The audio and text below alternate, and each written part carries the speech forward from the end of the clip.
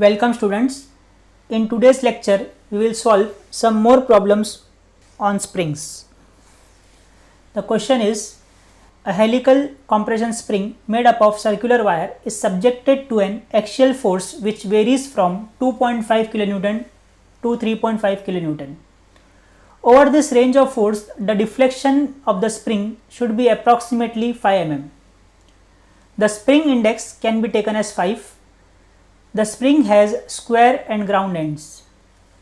It is made up of patented and cold drawn steel wire with ultimate tensile strength of 1050 Newton per mm square and G as 81370 MPa. The permissible stress of the spring wire should be taken 50% of the ultimate strength. Design the spring and calculate the various parameters as shown.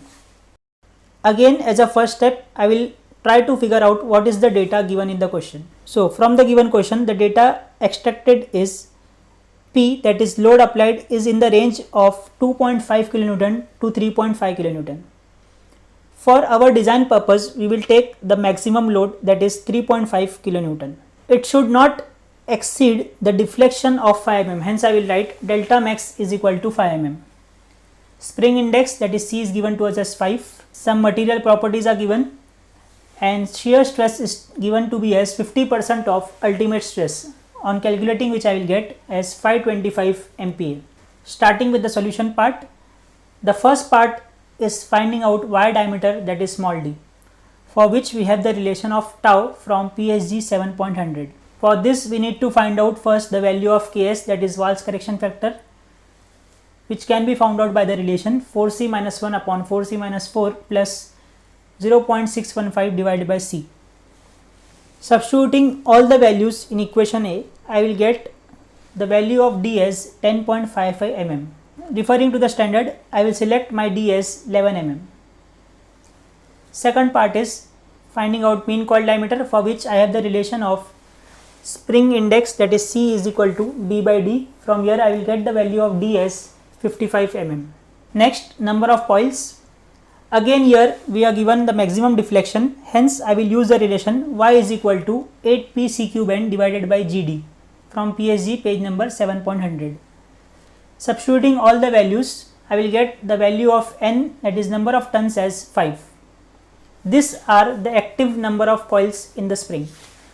For total number of coils and for square and grounded ends, I have total number of coils is equal to n plus 2. On substituting the values, I will get the value of total number of coils as 7.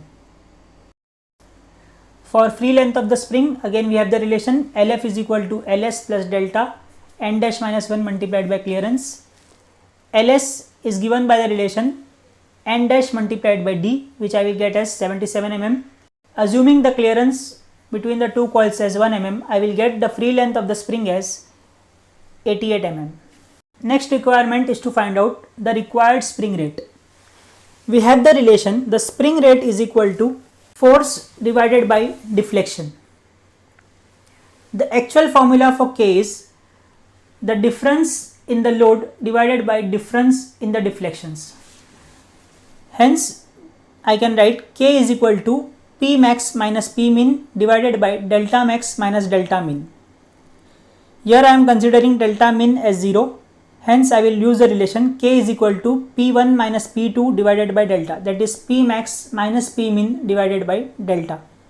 On substituting the values, I will get the value of K as 200 Newton per mm.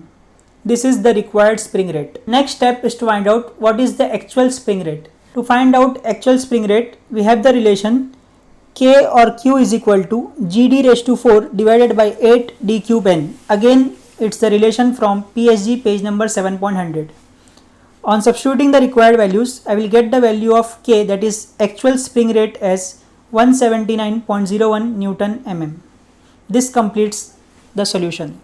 Let us now solve another problem which says a helical compression spring is subjected to a static force of 5000 Newton with corresponding deflection 70 mm. The spring operates over a 50 mm diameter rod. Determine wire diameter, number of turns, free length, pitch and the helix angle. The properties of the spring material are ultimate stress as 2000 divided by d raised to 0.17, yield shear stress as 1200 divided by d raised to 0.17 MPa and G as 80,000 MPa, where d is the diameter of the wire. Again, before starting the problem, let us identify what is the data given in the question. So we are given that a load is of 5000 Newton, delta is 70 mm, C is 6, that is spring index I will assume as it is not given. Then material properties are given, and as factor of safety is not given, I will assume factor of safety as 1.5. Hence I will get tau allowable as 800 divided by d raised to 0.17 MPa. Again we will follow the same steps, that is first step to find out the wire diameter, for which we have the relation tau is equal to Ks 8pc divided by pi d square. To find out value of Ks, I will substitute the value of C as 6 and I will get the value of Ks as 1.2525. Substituting all these values in equation A, I will get the answer for D as 13.65 mm. On referring to the standard, I will approximate my D as 14 mm. Next step is to find out mean coil diameter. As I have assumed the spring index, that is C as 6 mm, I will get the value of capital D as 6 multiplied by 14, that is 84 mm. Inner diameter of spring Di is equal to D minus D, that is 84 minus 14, which is equal to 70 mm. Now why I have find out inner diameter of the spring? In the question, if you have observed, it was given that this spring is to be mounted on a rod which is of 50 mm diameter. Hence our internal diameter of the spring should be greater than 50 mm.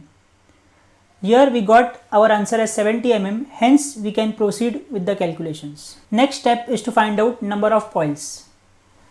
Number of coils, as I said, can be found out by the stiffness relation, or it can also be found out by deflection relation. Here I have used the stiffness relation. We know that K is equal to load divided by deflection, which is equal to 5000 divided by 70, on solving which I will get the answer as K is equal to 71.428 Newton per mm.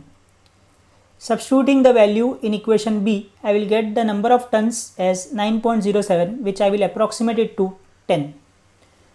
This N is the number of active tons. For total number of tons, I will assume the spring to be square and grounded. Hence I will write total number of tons is equal to active coils plus 2. On solving which I will get the answer as 12. Next step is to find out free length of the spring, which is given by the relation solid length plus the deflection plus total clearance between the coils. For solid length, we have the relation n dash multiplied by d, which I will get as 168 mm. Here you can also assume 1 mm, you can also assume 1.5 mm, or you can also assume 15% of the total deflection. So based on my assumption, I will put all these values in equation C to get the value of free length as 247 mm, which I will approximate it to as 250 mm. Next requirement is pitch, which is given by the relation free length divided by total number of tons minus 1. Substituting all the values, I will get answer for pitch as 22.45 mm. And lastly, helix angle. Helix angle we have also seen in power screws. It is given by the relation alpha is equal to tan inverse of pitch divided by circumference, that is pi d. Substituting the required values, I will get the helix angle for the spring as 4.86 degrees. This completes the solution.